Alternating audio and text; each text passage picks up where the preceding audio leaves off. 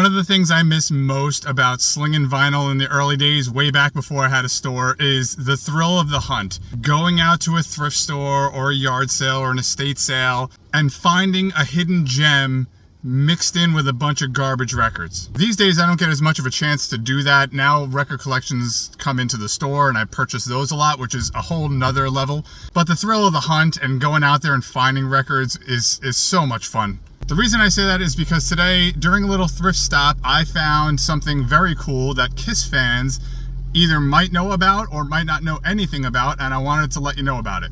If you're a music lover and you want to follow a record store that talks about more than just buying records, give me a follow. Here we have a copy of what's called Hard Goods. This is a compilation record released by Warner Brothers in 1974 to showcase some of the artists that have albums that are out.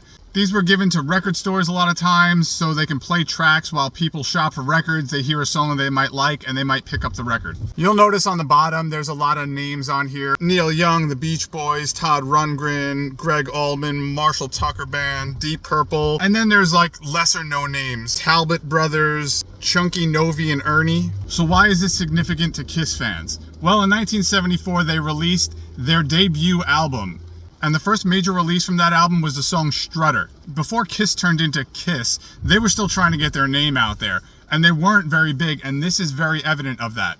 Because they're not featured on the front at all. In fact, you have to turn around the cover and see that the last name that they actually added to the list was Kiss. And buried on disc 2, side 3, you find the track Strutter. This is one of the first releases of Kiss ever. So the album did come out before this, but for a Kiss collector, this is a really cool early collectible piece to have in your collection. Kiss fans, if you don't have this in your collection, you could probably get it for 20-25 bucks. They're not crazy expensive. It's called Hard Goods and it has a ton of great music from that year, including Kiss's Strutter.